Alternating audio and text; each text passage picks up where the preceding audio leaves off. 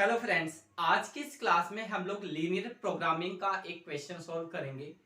Question आपकी screen पे है, आप देख लीजिएगा, इसे नोट कर लीजिएगा इफ यू वांट। अब इस क्वेश्चन में हमें करना है क्या है ये समझते हैं। हमें कुछ इक्वेशंस दी गई हैं। अगर मैं इन इक्वेशन को नाम दूं तो ये फर्स्ट इक्वेशन है, ये सेकंड इक्वेशन है, ये थर्ड इक्वेशन है। हमें इस क्वेश्चन में ये वाली जो इक्वेशन है, इस इक्वेशन की मैक्सिमम वैल्यू फाइंड आउट करनी है। लिखा है ना मैक्सिमम, ये मैक्सिमम की शॉर्ट फॉर्म है। हमें इस इक्वेशन की मैक्सिमम वैल्यू निकालनी है और इस इक्वेशन की मैक्सिमम वैल्यू हम लोग कई तरीके से निकाल सकते हैं, but according to this question हमें इसकी मैक्सिमम वैल्यू निकालनी है लीनियर प्रोग्रामिंग की हेल्प से। लीनियर प्रोग्रामिंग का हमें मेथड यूज करना है और इसकी जो वैल्यू निकलेगी वो इन दोनों इक्वेशन से निकलेगी। अब इन दोनों इक्वेशन से हम लोग इस इक्वेशन की मैक्सिमम वैल्यू कैसे निकालेंगे, पहले हमें इन दोनों इक्वेशन का ग्राफ ड्रॉ करना पड़ेगा। Is it clear? इसकी मैक्सिमम वैल्यू निकालनी है इन दोनों का ग्राफ ड्रॉ करके। अब इसका क्या मतलब है? इसका मतलब है x1 और x2 दोनों की जो वैल्यू है वो पॉजिटिव है या फिर जीरो है, यानी वो नेगेटिव नहीं हो सकती।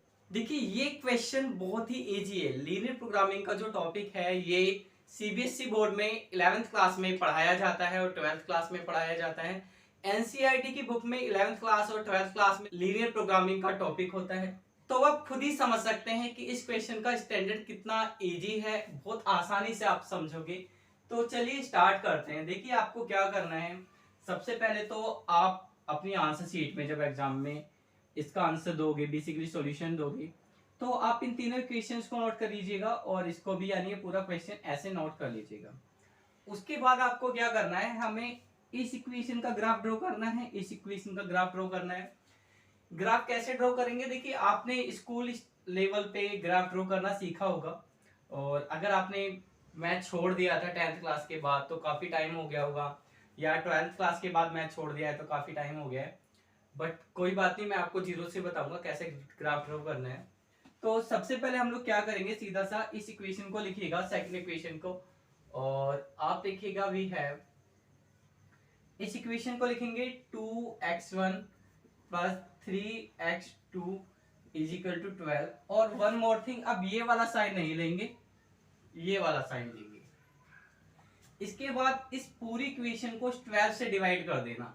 जब 12 से डिवाइड करोगे तो ये हो जाएगा, ये कैंसिल हो जाएंगे, ये आ गया आपके पास, ये कैंसिल हो गया, ये आ गया आपके पास, ये कैंसिल हो गया, ये आ गया आपके पास। ठीक है, तो इस इक्वेशन को सॉल्व करने के बाद हमारे पास ये वैल्यू आ गई है। मैं इस वैल्यू को लिख लेता हूं यहां पर, क्योंकि मुझे इसकी जरूरत पड़ने वाली है। मैं इसे कर देता हूं रफ।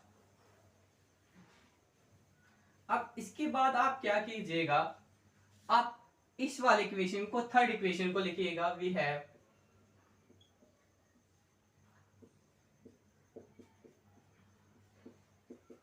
और इस पूरी इक्वेशन को भी 18 से डिवाइड करना। जैसे मैं 12 से कराता है, 18 से डिवाइड करोगे तो 18 से डिवाइड करने के बाद इक्वेशन हो जाएगी ये दोनों कैंसिल हो जाएंगे और हमारे पास रिजल्ट ये आएगा। इस इक्वेशन को भी मेरे को जरूरत पड़ेगी तो मैं इसको भी लिख लेता हूं, आप पहले यहां तक नोट कर लीजिएगा और स्क्रीनशॉट मत लीजिएगा, नोट करिएगा जब भी आपको सवाल करना आएगा, जब भी आप एग्जाम में इसको सॉल्व कर पाओगे। ठीक है, ये हो चुका है यहां तक।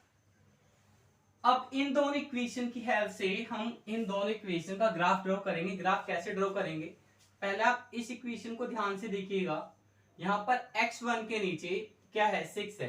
अच्छा एक और चीज, आप लोगों ने ग्राफ पहले भी ड्रॉ करे होंगे तो आपको पता है, हम लोग यहाँ पर दिखाते हैं x और यहाँ पर दिखाते हैं y, बट इस क्वेश्चन में x और y नहीं दिया है, x1 और x2 दिया है। तो हम लोग x एक्सिस पे x1 को दिखा देंगे, y एक्सिस पे x2 को दिखा देंगे। और ये पॉइंट मैंने ले लिए हैं, आपको पता होगा किस तरह से लेने हैं, नहीं पता है तो मैं बता देता हूं। आप ये देखिए x के नीचे 6 है और 9 है, x1 के नीचे सॉरी, तो मुझे x1 पे मैक्सिमम वैल्यू 9 चाहिए, तो मैंने इस तरह से यहाँ पर 11 तक ले लिया है। फिर x2 के नीचे देखोगे 4 है और 18 है, तो मुझे x2 की पे वैल्यू चाहिए थी 18 तक, तो मैंने ये 18 तक ले ली है। अब एक एक करके ग्राफ ड्रॉ करते हैं, पहले इस इक्वेशन का ग्राफ ड्रॉ करेंगे। तो x1 के नीचे क्या है, 6 है, 6 है आपका ये, यहां पर एक बड़ा सा पॉइंट डाल लीजिएगा, एग्जाम में ये ग्राफ आपको पेंसिल से बनाना होगा। x2 के नीचे जो वैल्यू है वो है 4, वो यहां पर आ जाएगी। अब हम इन दोनों पॉइंट्स को कनेक्ट करेंगे, कनेक्ट करके एक इक्वेशन बनाएंगे। एक और बात है, जब आप ये ग्राफ ड्रॉ कर देते हो इस लाइन का, हमने इस लाइन इस इक्वेशन से ये लाइन ड्रॉ कर दी है, यानी इसका ग्राफ ड्रॉ कर दिया है, ठीक है। तो हमें यहां पर ना लिखना पड़ता है कि ये लाइन कौन सी इक्वेशन की है। तो ये इक्वेशन कहां से आई थी, ये इक्वेशन आई थी यहां से, सेकंड से। तो आप यहाँ पे इसकी इक्वेशन लिख लीजिएगा।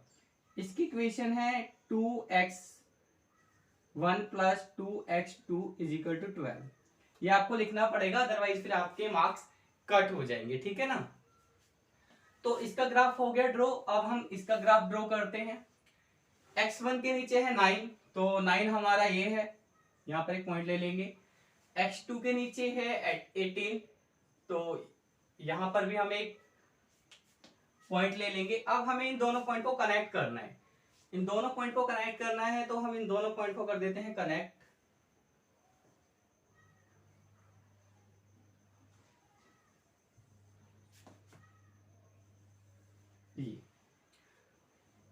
अब यहां पे भी ना हमें लिखना पड़ेगा, ये जो लाइन है इसकी इक्वेशन क्या थी, तो इसकी इक्वेशन थी 2x plus x2 is equal to 18।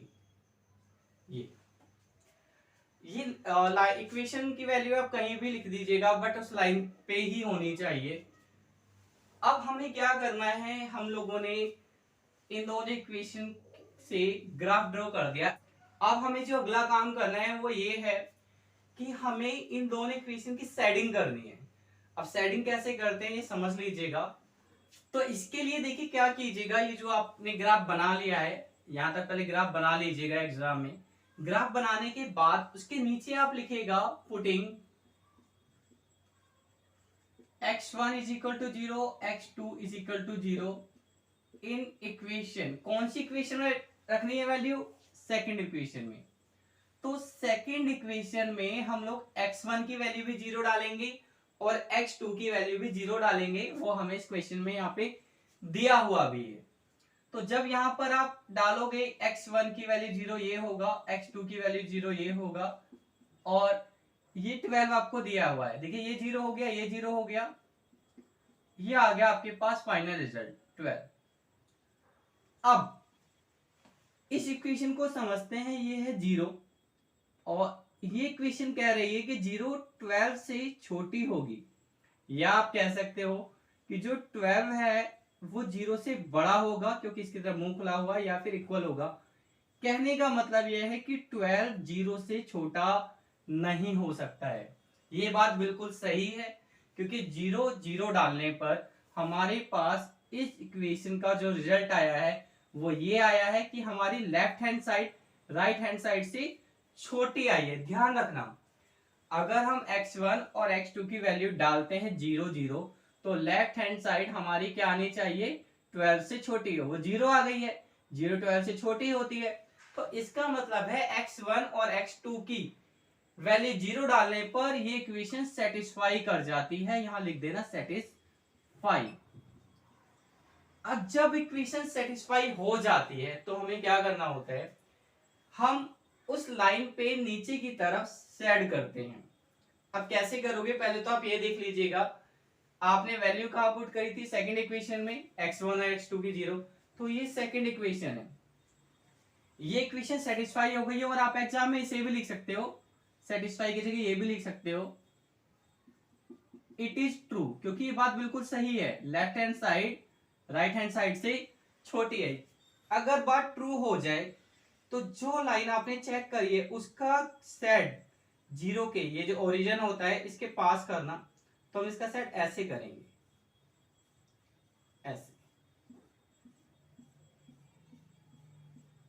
ठीक है।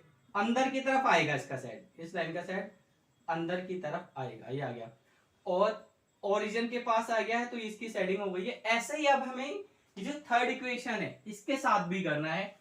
हम x1 और x2 की वैल्यू 0 पुट करेंगे, कहां पर, थर्ड इक्वेशन में।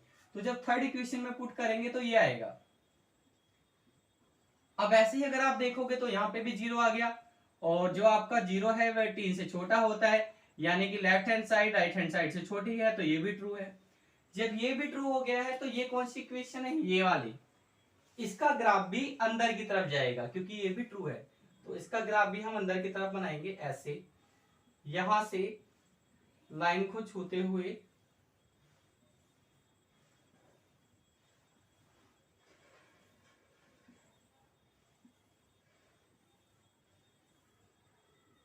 ये, ठीक है। अब पहले तो आप ये नोट कर लीजिएगा, मैं रफ कर देता हूं। अब आपको क्या समझना है, हमने दोनों इक्वेशन की सेडिंग करी, अगर आप सेडिंग करोगे तो सेडिंग करने के बाद आपको क्या दिखेगा, कुछ एरिया हमारा कॉमन आया है, इसमें पहली वाली लाइन का भी सेड है और दूसरी वाली लाइन का भी सेड है, और वो जो कॉमन एरिया है वो ये आया है, ये वाला ट्राइंगल। आपको कॉमन सेडिंग ढूंढनी है, यही आपका इंपॉर्टेंट काम है। अगर आपने कॉमन सेडिंग ढूंढ ली तो समझ लीजिएगा आपके एग्जाम में पूरे मार्क्स आ गए। और 12 नंबर है फ्री के, इसे सीखने के लिए ना तो आपको डेरिवेटिव आना चाहिए, ना ही आपको इंटीग्रेशन आना चाहिए। किसी भी बच्चे को सिखा दो ना, अगर 8 9th के स्टैंडर्ड के बच्चे को ध्यान से समझा दो तो वो भी कर देगा इस क्वेश्चन को। इस ट्राइंगल में कॉमन सेडिंग आ रही है, आपको अलग से दिख भी रहा होगा। अब इसे आप ऐसे भी समझ सकते हो कि कॉमन एरिया कौन सा है। देखिए इस वाली लाइन का ग्राफ नीचे आया था ना, ऊपर तो गया ही नहीं है, तो किसी भी हाल में ये वाला एरिया तो कॉमन हो ही नहीं सकता। क्यों नहीं हो सकता, क्योंकि इस एरिया में इस वाली लाइन का सेट तो आया है बट इस वाली लाइन का सेट नहीं है, तो इस ट्राइंगल में कॉमन सेडिंग आ गई है। अब कॉमन सेडिंग जहां पर आती है उन पॉइंट को नाम देते हैं। एक तो ये ट्राइंगल, ये जो ट्राइंगल बना है इसका एक कोना तो ये है, इसका नाम तो ऑलरेडी पहले ही ओ, एक पॉइंट ये है, इसको नाम दे देता हूं मैं ए, एक पॉइंट आ गया हमारा ये आ गया हमारा बी। तो यहां तक नोट कर लीजिए। अब आपके 12 नंबर लगभग लगभग तैयार हो गए। आपको लिखना है कॉर्नर पॉइंट,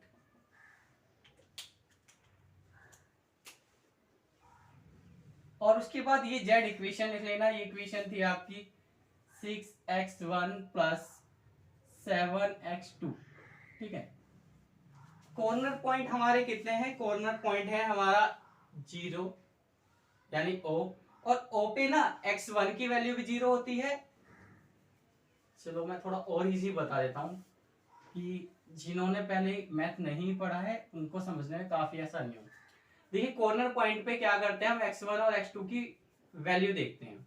तो सबसे पहला पॉइंट है हमारा O, इस पॉइंट पे आपकी x1 की वैल्यू भी 0 है और x2 की वैल्यू भी 0 है। उसके बाद अगला पॉइंट है हमारा A, ठीक है। A पे x1 की वैल्यू क्या होगी, देखिए ये जो A पॉइंट है ये इस वाली लाइन पे है, ये जो ऐसे जा रही है, इस पूरी लाइन पे जो वैल्यू होगी सिर्फ x2 की होगी। x1 की वैल्यू इस पूरी वाली लाइन पे, इस पूरी लाइन पे यानी y एक्सिस पे x1 की वैल्यू 0 होगी। तो x1 की वैल्यू तो हो गई 0, और x2 की वैल्यू कितनी है, x2 की वैल्यू है आपकी 4। ये आ गया आपका पॉइंट A। मैं इसे भी रफ कर देता हूं, आप नोट कर लेना यहां से।